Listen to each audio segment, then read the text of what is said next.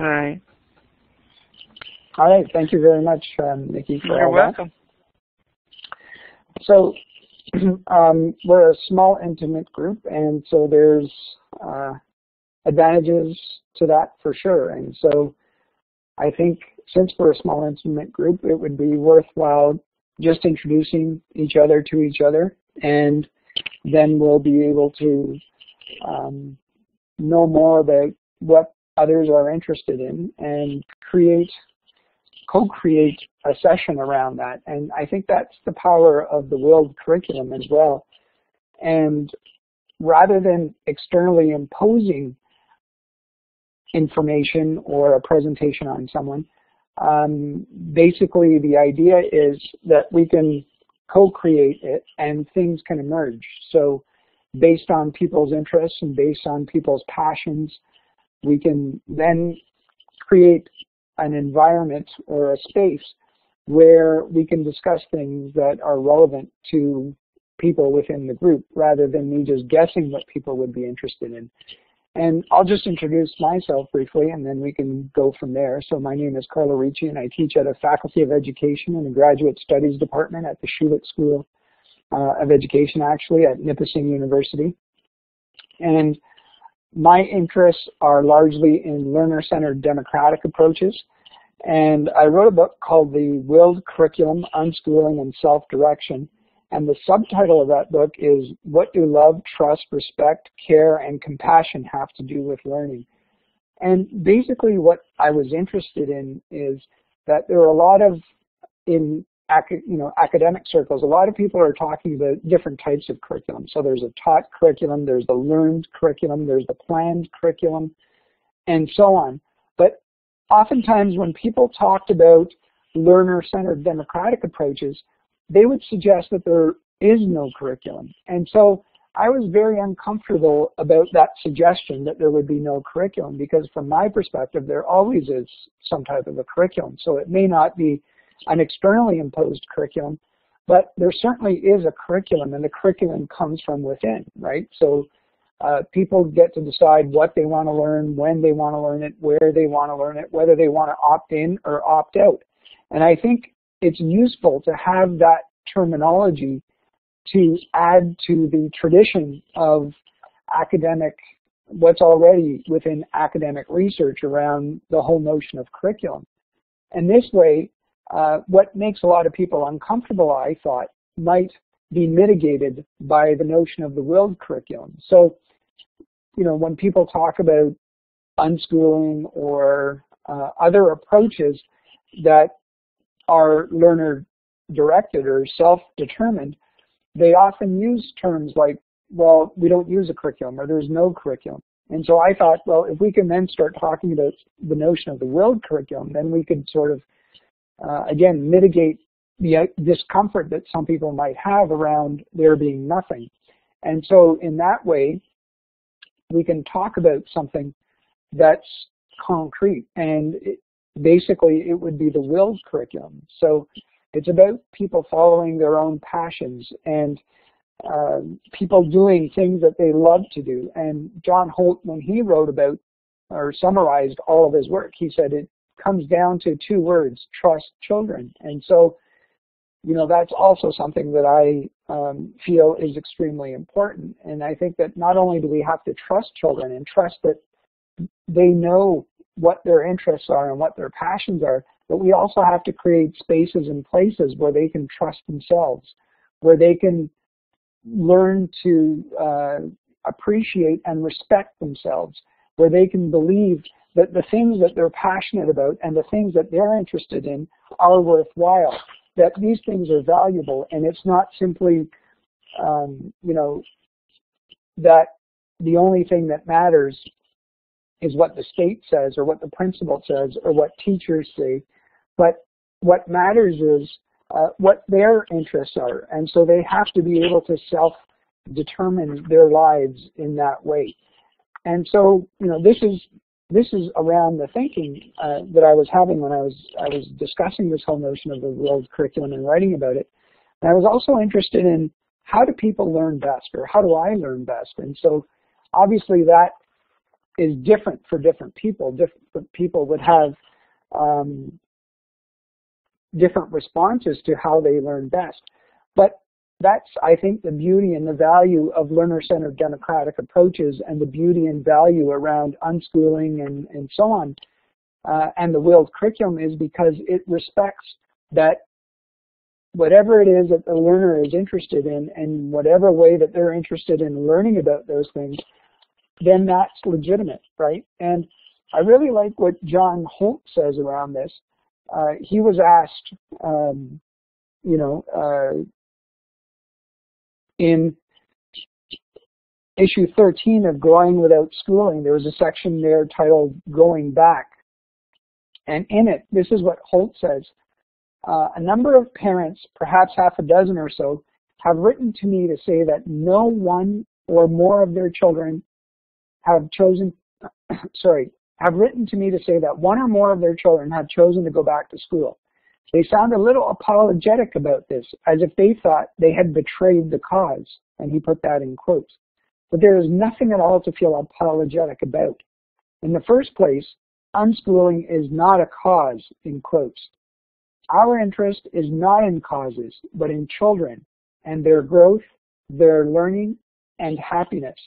And so I find that really inspiring to, even someone, to find that even John Holt understood and appreciated that ultimately it's up to the learner. And if the learner chooses to go to school, then, that's something that we need to respect. And as he phrases it, we're not interested in causes, but we're interested in children and their growth, their learning, and their happiness. So, in deciding how we learn best, part of my idea around that includes the notion of love, where we have to love and have a passion for things, and trust, where we have to trust, ourselves and others, put ourselves in trusting relationships and have others trust us, and we have to be able to trust ourselves. And this whole notion of respect and care and compassion and so on. And the other, I guess, point that I wanted to make in the book is that this isn't really new. The whole notion of the Rills Curriculum is something that we all do as human beings, and we've been doing it probably forever.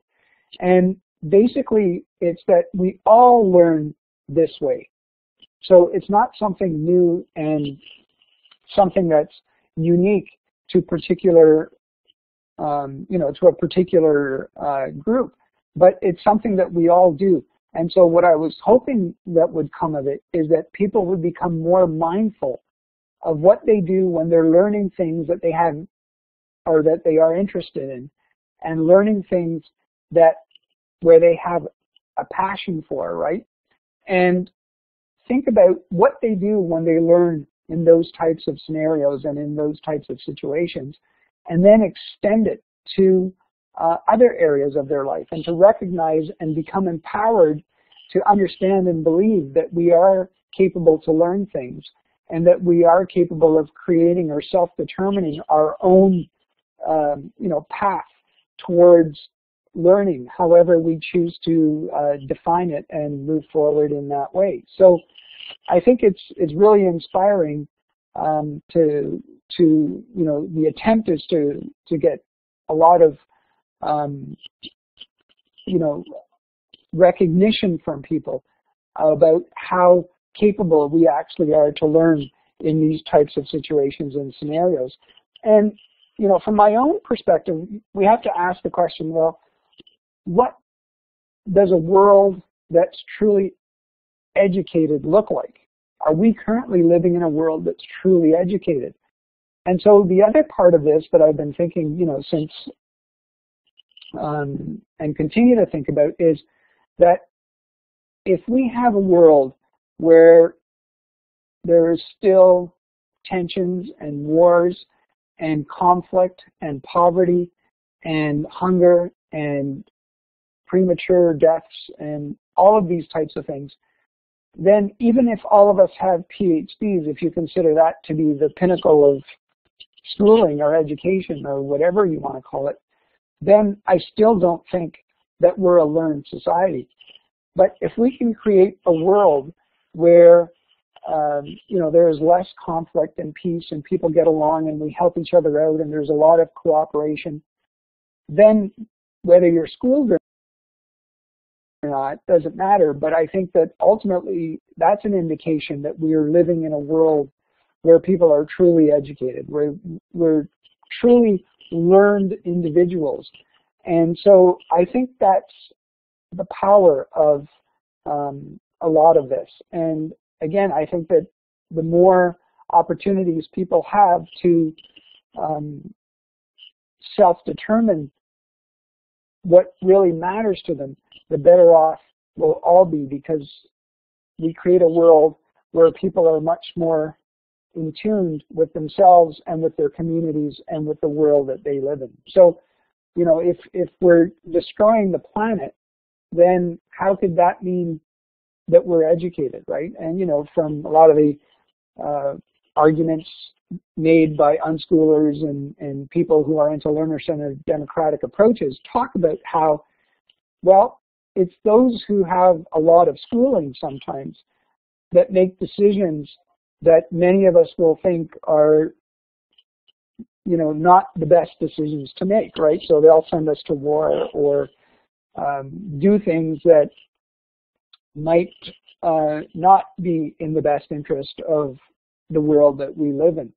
And so simply by having letters after your name doesn't guarantee that you're, in my definition, a learned person, because I would imagine that a learned person would have a lot of wisdom, and if somebody who has a lot of wisdom wouldn't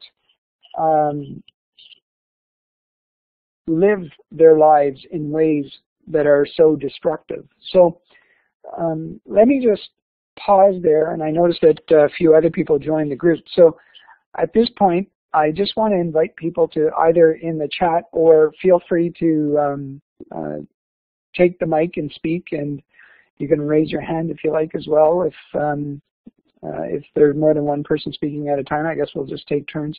And I'm just curious as to what other people think and what other contributions, or if you have any questions or comments or anything that I've said resonates with you or doesn't resonate with you, because ultimately I'm hoping that our session will be one where it will be interactive and it won't just be me talking, but it'll give us an opportunity to co-create the session, again, in the spirit of emergence, and we'll go from there. So go ahead if anybody would like to either ask a question and if you'd like to talk, you'll notice there's a talk button up top. So you just click the talk button and that'll give you an opportunity to talk. And if you want to chat, you just there's a smaller rectangular box and you can go into the chat.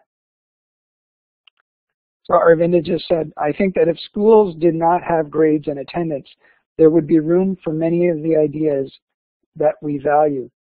And I think that's a powerful point, because I think personally, I think that grades are one of the things that really diminish learning within the context of any learning situation. And we know from others like Holt and Daniel Pink and so on, where they talk about this whole notion of that, Holt talks about how grades create fear and anxiety.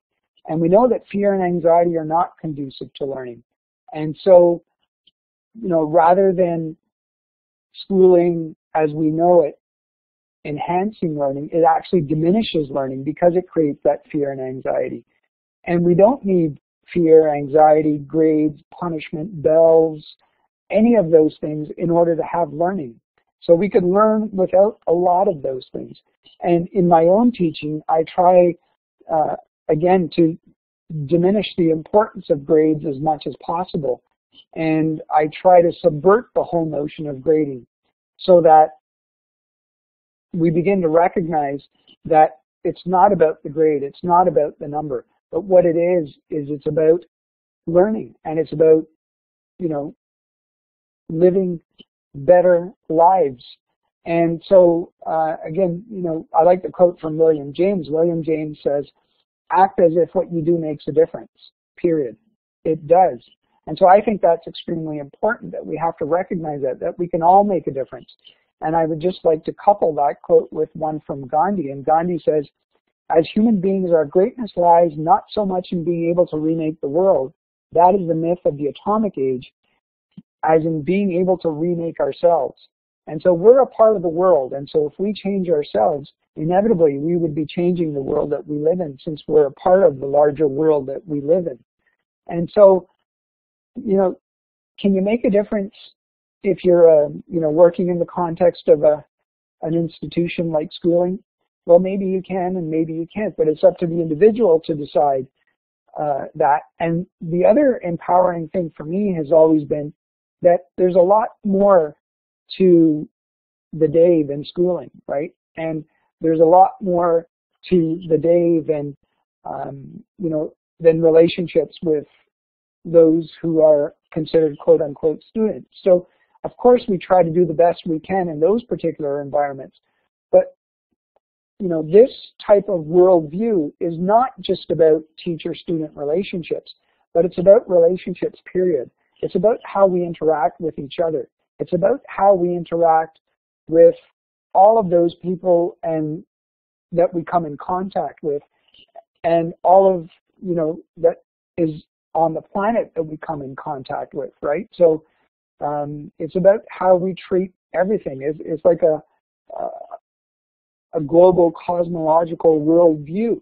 And so what we have to continue to think about is not just teacher-student relationships. And if that's all we think about, I think we've missed a lot of what value this might have. But it's about how we interact with everybody that we come in contact with. And it's about how to create relationships that are very positive in all contexts.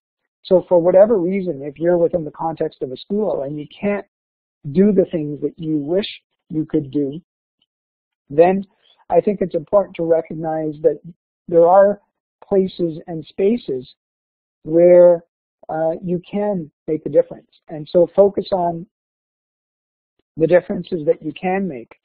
And so Jackie just also in the chat mentions, agree, love teaching, hate grading. Grades also create power over someone else. Very toxic. And again, I agree with that. And I think that, you know, for me, I think they're very much manipulative, right? And so what I mean by that is that when we grade, it's dehumanizing not only for the individual that receives the grade, but it's also dehumanizing for the person that gives the grade. And so that's why I try to resist that by subverting the whole notion of grades within the context of my own life. And you're absolutely right, I think, is that grades are ways of manipulating people, or it's a way of manipulating people to get them to do things that they would otherwise choose not to do. So they're extremely toxic. And so I'm glad that there are others who share that same view and see things in that way, because I think that's a positive first step. And the more we could diminish the importance of grades and you know, create evaluation-free spaces and places as much as we can, I think the better off we'll all be towards becoming or moving towards a more humane world, right? Even when grades do not cause fear or anxiety, I got all as, for example, they interfere with learning. And then Eleanor says, yes, it takes away the focus from learning. And children should actually be present by choice. So I think there's a lot of you know, positive comments from my perspective, from my worldview within the chat. And I think that, you know, the more choice people have, the more freedom people have, then, you know, with freedom comes responsibility, I think, and the better off we will be in the long run, right? You can't place people in institutions and have them stay in institutions for so much of their life and then expect that when they get older, they're going to be able to live within a democratic context. And so if we're truly interested in democracy and freedom and responsibility, then I think we need to create spaces and places where people can be free and can be responsible and can live in democratic ways so that it could then transfer from their, their child-rearing practices to their, to continue throughout their whole life. And again, having children be present by choice, I think, is a very powerful idea as well, because we need to respect people and we need to respect other human beings. We can't impose our worldview on others. And so we have to allow people to find places and spaces where they feel comfortable, where they feel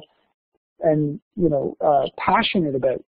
And the more we do that, I think the better off, again, we'll be in the long run to creating a more humane world. And the more we impose, then I think the more difficult it becomes. And we know from work, like John Taylor Gatto and so on, they talk about how schooling was never about freedom and liberation, and it was always about control. And in schools, as Gatto points out in his book, The Underground History of American Education, and I love the subtitle, which is an intimate investigation into the prison of modern schooling, that schools started in Prussia, and others recognized that they created this new technology called schooling, and that they were trying to find ways to,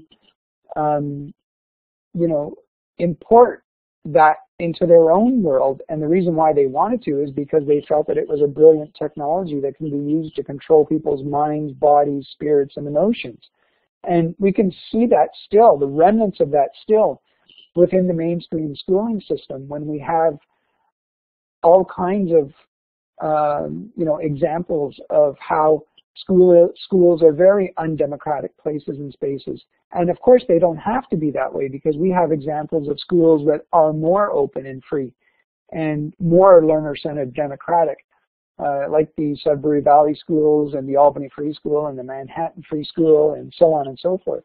And so, we don't need such a rigid system that's undemocratic in order to learn. And again, as I think a lot of you have mentioned as well throughout the chat, is that it actually diminishes learning when we create these types of environments rather than respectful, open, trustful environments where people can learn in ways that they're really interested in and really passionate about.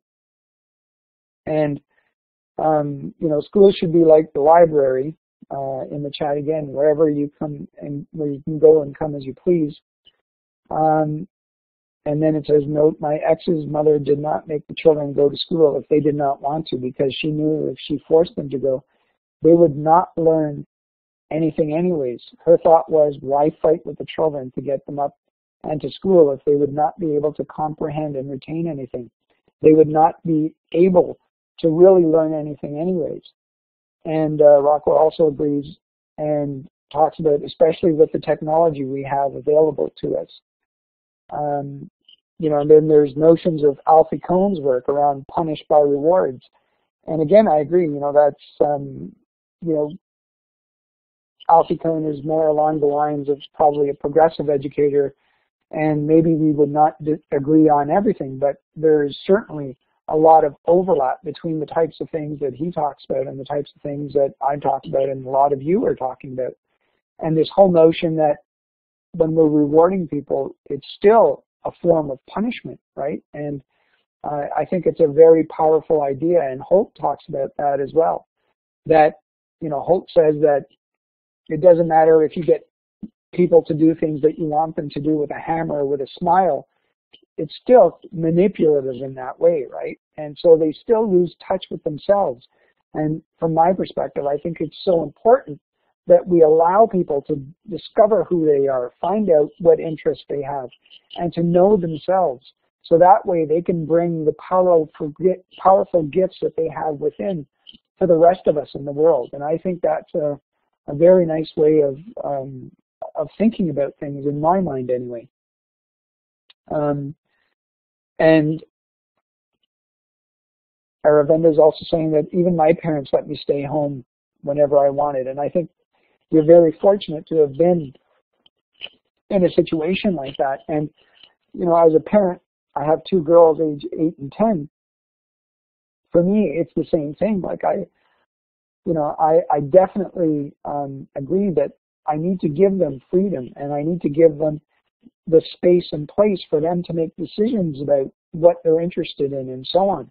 And unfortunately, so many of their friends and so many of their don't have the same level of freedom. And so I make it a point to share with my children this worldview and philosophy, and to share with them about how lucky they are to be in a place and space where they have certain freedoms that even their own friends can only dream of having. And there's no, it's almost as if, because largely I consider myself to be a child advocate. And so I think that unfortunately children are the last acceptably oppressed group in the world that we live in. And we have to create more spaces and places where children could be free, and more examples of how children thrive when they are given the opportunity to explore learning in very open, free, authentic, genuine ways. And, with my own children, they have the freedom to decide whether they want to go to school or not, whether they want to, the types of foods they eat, sleeping patterns, those decisions they have to make. And it's not that this is where some people get confused when we talk about learner-centered democratic approaches, because sometimes people forget about the word democratic. So it's not that they have total choice to overrule everything that happens, and to, that I would be a total subservient to every single need that they have. But the whole notion of democracy is that we all have needs. And so we have to be respectful of each other. And so we all have to live within our own community in ways that we respect each other.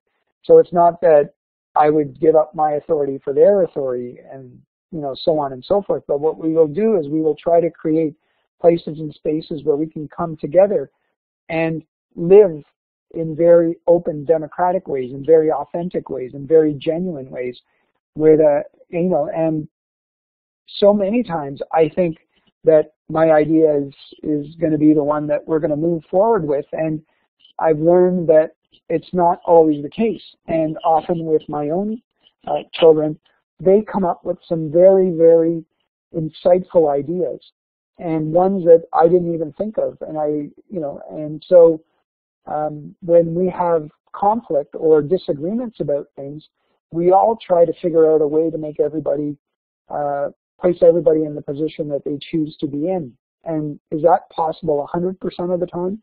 No, but it's pretty possible most of the time, a lot of the time. And when situations arise where it can't be, because they understand and appreciate how much freedom they usually have, and I, feel the same, then it would be easy for one of us to say, all right, this time I'll stand aside and we'll follow, we'll do what you agreed to do and so on. But it's amazing how when we put our heads together, how something that seems so complex and unresolvable really quickly becomes an easy solution, right? And even and I'm not talking about huge complicated decisions, but even for everyday decisions, I have to go out, what are we going to do about it? And so, there are choices. They can stay home by themselves, they can go to a friend's place, and so there are always situations or scenarios that can happen that is, very, where the solutions are very democratic. So I'll just read a few more comments from the chat. My youngest was in a Montessori school, no grades up until grade 8. High school frustrated her because of the grades and traditional structure. And it's unfortunate that learning is something that people are so passionate about, but once we put it in particular contexts, then people quickly, they lose interest in what their passions are because of situations and scenarios like that. So I think that's something that that we have to continue to think about, and that us that is a big reason we are changing things and unschooling our son. And I also do volunteer work for the Ontario Federation of Teaching Parents, and it's a homeschool organization here in Ontario. And I field hundreds of calls from people who are interested in getting more information about homeschooling and unschooling. And some people call because they knew right from the beginning that they're interested in unschooling or homeschooling, and that's something that they wanted to do.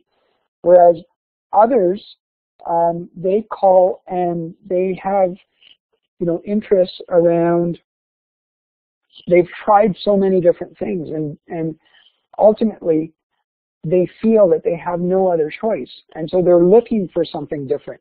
And that's why I think it's so important for those of us who do this type of work to continue to do this type of work and to continue to offer spaces and places where people can continue to focus and help each other understand the advantages of this type of an environment. And so, again, of the calls that I field, there are so many where people they share how they're so frustrated by the situation that they're in, and they're so desperate, and they're so glad that there are people like us, whereby we can continue to advocate for spaces and places where they can escape. And John Holt talks about the best he can do is to create a hole in the fence and allow people who want to escape. And back to the quote that I read you from Gandhi, it's, as human beings, our greatest lies not so much in being able to remake the world. That is the myth of the atomic age, as in being able to remake ourselves. So again, trying to create and think that the best we can do is, we have to change everything about the world before we become successful isn't the case. All we have to do is create change our context, and sometimes we act as examples for others. And, that's, I think, how the movement becomes so powerful is through this bottom-up approach rather than a top-down restructuring of things. So we have to continue to advocate and create these places for people to thrive. So I just want to read more of the chat because I think people are putting in some very nice and parallel comments within there, and sometimes it's difficult to talk and focus on other things while at the same time focusing on the chat. So this was decades ago. I think schools have a more strict attendance policy nowadays. And then for sure there's agreement around that. I loved school and never missed a day. That's really funny. So, and from the Rills Curriculum perspective that we talked about before, and from the quote that I read you from John Holt, and there are a couple of things to say around that. And if you had a positive schooling experience, or you think that your schooling experience was positive, then depending on what type of a context you were in, as John Holt says, unschooling is not a cause, in quotes. Our interest is not in causes, but in children and their growth, their learning, and their happiness. So I think we have to be open to listen to the learner, even if the learner decides that ultimately where they want to be is within the context of schooling. Now, I think that it's also valuable to have a deeper conversation from a critical theoretical perspective around the whole idea of schooling. And even if you went to school and you got straight A's and, whatever it is, I'm not sure when you say that you loved school for what reason you loved school, but it could be varied. But sometimes I think it's important to just take a step back and say, well, as Kristen Olsen writes in her book, Wounded by School, where she argues, and I would argue that almost all of us who've been through the schooling system have been wounded in some way, right? Maybe, by being forced to follow other people's ideas of what knowledge is, of what learning is, of what you should be doing, really changes you fundamentally, right? Schools are not neutral. It's not like there's a very, neutral type of schooling environment that you can go through and come away unscathed. But it's based on worldviews, and we all have different worldviews. Some of us believe that, schooling is meant to do one thing, and others believe that schooling is meant to be another. And so what happens if you find yourself in a position where you're in a particular environment where your worldview doesn't align with the particular worldview, or your interest or passion doesn't align with the interest or passion of schools? And so back to the notion of Alfie Kohn's work and even Holt, where they talk about this whole notion of punished by rewards. Well, again, we have to think about, even when we're being rewarded within the context of school, is there moments and significant moments where we become wounded by that experience because we are not allowed to discover who we are, because we're constantly being told what to do, when to do it, how many words to do it in, and so on and so forth. So I think that's a really powerful discussion. And Irma, if you would like to say more about that, I would be happy to hear your thoughts on it. And if you'd like, you can pick up the talk button and share. But of course, I don't want to put you in a position where you feel that you have to do that. But thank you for making that comment, because I think it also sheds some really important light on other things that we need to consider as we go through.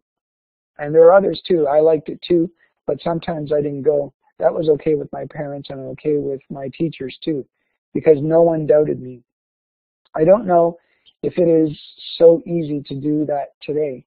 And so, again, that whole notion of freedom, I think, is so important, and the ability to make those types of decisions and to have those types of decisions respected, I think, are also extremely fortunate for those who've experienced that. And you would like to think that more people would experience something like that, or continue to experience it as well. And then Irma says, it isn't, if you extend your holiday on either side, you are penalized in some way. And again, that also raises some very interesting points. And I want to thank everybody for their comments in the chat, because I think what you're doing is you're really inspiring me and hopefully others to think about some very important ideas. And again, this is the whole notion of the World Curriculum, where we're co-creating, and the presentation emerges as we work together to create an environment and discuss things that are of interest for all of us within this particular community, rather than there being an externally designed, pre-planned presentation where others within the community may not even, without knowing people within the community, it's very difficult to create something that would be of interest and resonate with people. But by, seeking guidance, and by dialoguing and conversing with each other back and forth, I think, through the chat and my audio, I think that we co-create a much more worthwhile and valuable, experience for all of us. And, it's ridiculous, because I think part of what you're saying, Irma, about this whole notion of you're penalized in some way if you don't, this whole notion of going on holiday, is that, the message around that is that only what happens in school is important. That's the learning. And the best definition for learning I can share with all of you is that from John Holt, where John Holt says, living is learning. And as we live our lives every day, we learn things. And I think that's extremely powerful, to recognize that that needs to be the case, right? And, as we live our lives, we learn things, is essentially the motto. And so it's not just in schooling, and as we've been, hinting at, that maybe schooling diminishes even that learning experience. But we can learn constantly, whether we're at home or out somewhere or wherever we are. Learning happens in very powerful ways. And that's part of why, even within the context of this framework, this technology, Blackboard Collaborate, and I use Blackboard Collaborate also in my own teaching at my institution. And I choose not to put limits on what people can do. And so the first thing I do when I come onto the Blackboard is open all features so that everybody has access to as much as I can give people access to. And you can see that there have been some works of art that have happened on the whiteboard, and people are still creating artistic works of art there. And I think it's a positive addition to the whole experience. And so rather than preventing people, I remember when I first was at a workshop for Blackboard Collaborate, they were sharing with me that it's such a good technology because I could control what everybody has access to, and I could prevent people from doing particular things so that they won't be distracted with the whiteboard or in the chat, and their focus will be 100% on things that I'm saying, because the idea is, and the assumption is, that whoever the presenter is, or whoever the speaker is, or the teacher is the person that can contribute most to the experience. But, from my perspective, clearly that's not the case. And, if you go back and look at the fantastic discussions that have been happening in the chat, if I disable that, so much of the richness of this particular experience will also be diminished and limited by not having the opportunity to listen to the voices that are coming through in the chat, which I think is contributing immensely to how valuable this particular presentation is, for me anyway. So, again, I continue to thank people for your comments and your insights, because I think that it really creates a worthwhile environment for all of us. And Velosia talks about my ex and his sister made good grades because of the fact she let them stay home. And Betty talks about this whole notion of conformity. And, again, these are different. I'm assuming that that's a comment, the conformity notion is a comment on the one that was made prior. And so here comes a tension, right? We all have worldviews. We all have ideas about what learning is, what teaching is, what schooling is, what knowledge is important. And I think that whether we're aware of it or not, these worldviews exist within our being.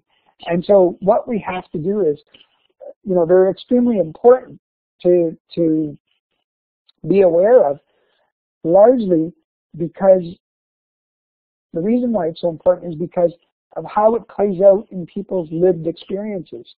So if you're a teacher in a classroom that really thinks grades are everything, or if you're a parent that thinks that your decisions override anything that your children might be thinking, then of course that particular worldview, that particular philosophy really changes how people interact with each other.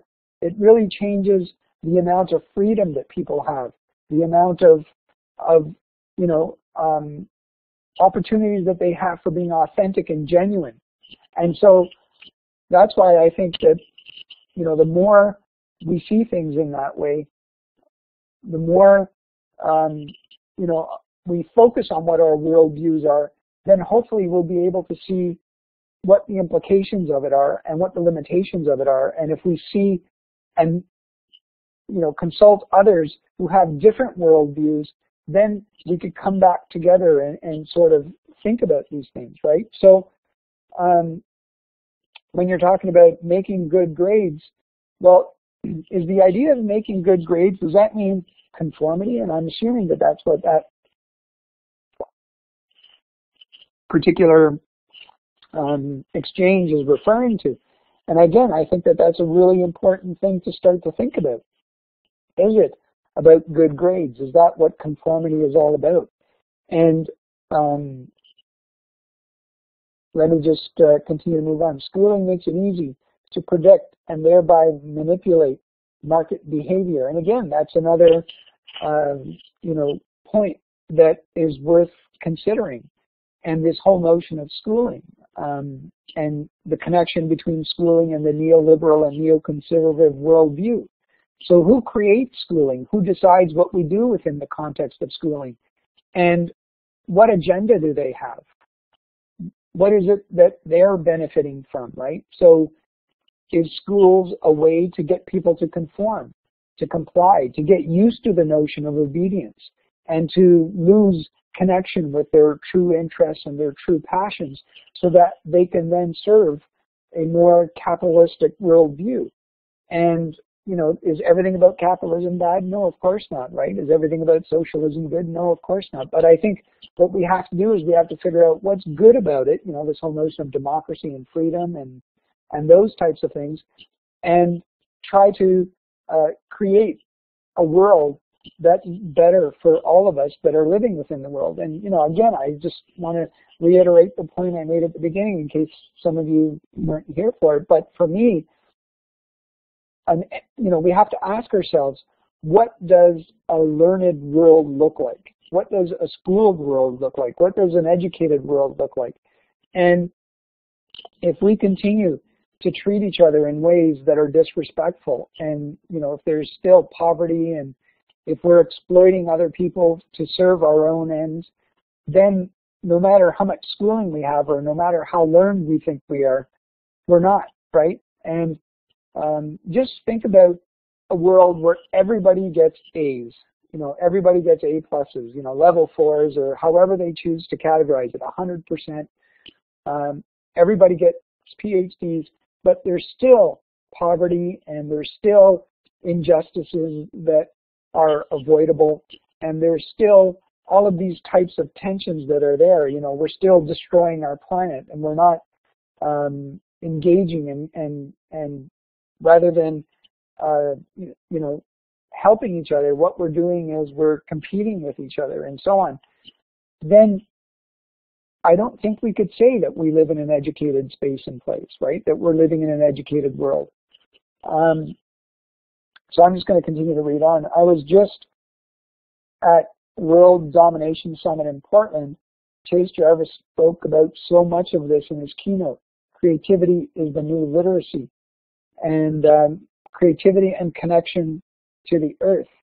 And then yes, and so on. And again, I think if we value creativity, if we want people to be imaginative and creative, then we have to create spaces and places where we allow them to practice what it means to be creative, to use their imagination, to do those things that I think are so important, right? And so if we tell people what to do, when to do it, how to do it, what color pencil crayon to use, and to conform to this and focus on that, and then we judge them and ensure that they follow all of our directives, I think what we're doing is we're not creating a very creative and imaginative opportunities for people, right? But what we're doing is the opposite.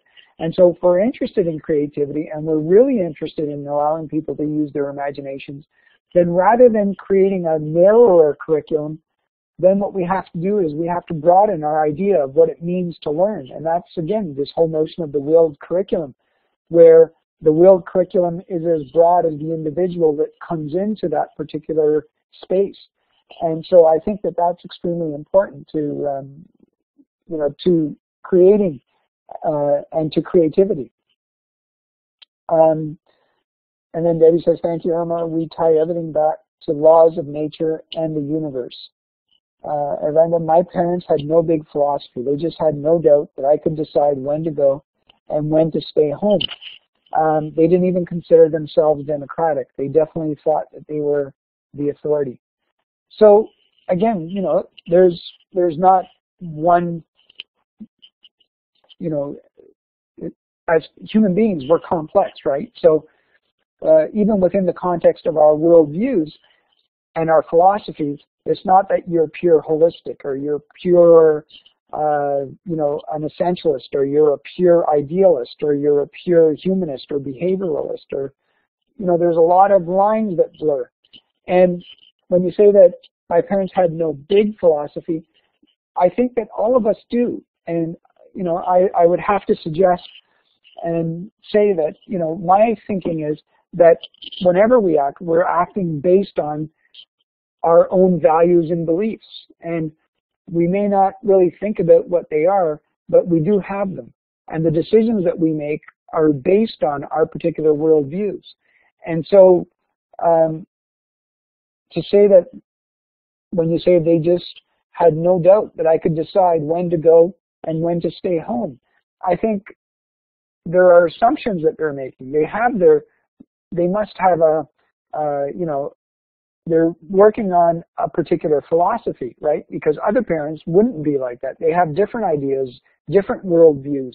And so they would say, well, no, my children can't make those decisions. It's up to me. You have to go to school. You have no choice. And, that would be a particular worldview. So your parents' worldview is definitely there, I think. I think we all have what critical theorists call discourses that run through our everyday decisions that we make. And I think it's important to sort of think about what those discourses are. But, again, we may disagree on that, and I think that's healthy to have disagreements as well as agreements. Each has a different rhythm, different food needs. And I think that that's powerful too, because this whole notion of different food needs and different rhythms, I think our bodies, if we lose touch with our bodies when we don't allow people to listen to their bodies.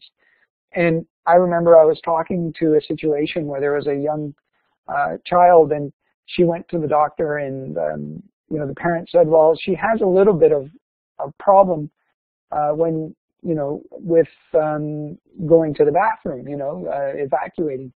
And so the doctor said, well, do you eat fruits and vegetables and so on and so forth? And the child was listening in the background and said, yes, of course, I eat and salad.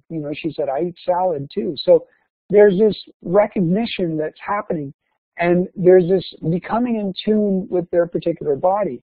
So as the story goes, the child then at some point says to their parents, I think I need to have some more bran because, that issue is coming up again.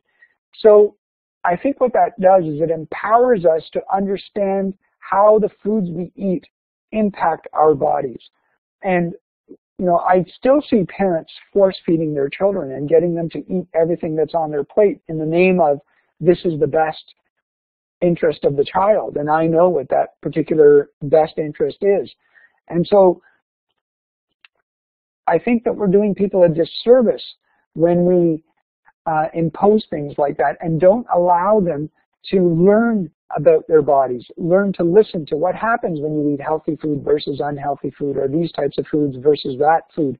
And I think a lot of the, issues we have with obesity and so on are because, so many young people were force-fed or not allowed to listen to their body. So you can't have dessert until you finish your important meal. So you stuff yourself with your important meal, and then, even though you have no more room for dessert, you have it anyway because that's what you really wanted in the first place, and so you just indulge on things. But if we had allowed young people and all people the opportunity to listen to their bodies, have a little bit of this and a little bit of that, then things become very, very different. And when I look at my own children who have the freedom to create their own diet, they actually have, on many occasions, they eat a much healthier diet than I do. And it's a myth to think that if you don't force children to eat certain things, all they'll do is eat chocolate and whatever it is, Since they can have that whenever they like, often they choose not to have it, and they'd rather have something else because their bodies are telling them that that's what they need. So, they learn to become responsible people and to eat in very healthy ways because they have opportunities to make those types of choices. And, go on to say here, Aravinda again, if I want to quit school entirely, they probably would have said no. Big question. When kids are young, what they will is sometimes hard to tease out. Exposure to new things and ideas can inspire, but what to do when a child isn't sure about his interests? What she wills, this is creating anxiety in our house currently, sometimes easier to fix with some traditional curriculum during the day. But is this wise or just confusing? Again, there are no recipes, so it would be very difficult to say, Terry, that this is what you should be doing or this is what you shouldn't be doing, because you know your context, you know your environment, and you know your situation. But, you know, not knowing any of that, I think that it would be important to ask questions around, you know, what types of interests do they have, and are we shutting down some of their interests, right? So let's say the child wants to watch a lot of television. And if we say, no, you're not allowed to watch TV, then does that mean what we're saying to them is, or I think what we're saying to them is, that what you're interested in isn't important. So we have this worldview, this assumption that TV is bad. But I think we have to ask ourselves, well, is TV really a bad thing, right? I mean, there are people, friends that I have who are academics that have done a PhD, and thankfully they were able to do it from their perspective because they watched a lot of television. And so they've done a PhD in cultural studies where they were doing work around particular TV programs. And so in order for them to have achieved what they have achieved, what they required to do is to watch a lot of TV. And, you know, if they just want to be silent, is that a bad thing, right? Sometimes it's important to allow people to be introspective and silent. So we may think that people are not doing things, but yet they may be doing some very important things in their own life in order for them to continue to move forward in the way that they need to move forward. And so it might be that our worldview is simply not aligning with their worldview. And so what we're doing is we're assuming that the types of things that they're doing is not important, but the types of things that we're thinking about is extremely important. So I think a conversation needs to happen there. Hi, Carlo. This is Debbie. I'm the moderator. I just wanted to let everyone know it's about 2:58 and the next session is going to begin at 3 p.m. Great. Thank you very much. So I think what I'll do is I'll start winding down because I want to make sure people have enough time to go into their own session. So I just want to thank everybody, and I think that your insights have really inspired me, and I really enjoyed our time together and interacting with all of you. If you need to get in touch with me or you would like to get in touch with me, I'll put my email in there again, and I would be happy to connect with others if they want to continue the conversation in some way. So it's carlor@nipissingU.ca. So thank you very much to all of you, and I hope that our paths will cross again soon. Take care and enjoy the rest of the conference and your sessions. Bye for now.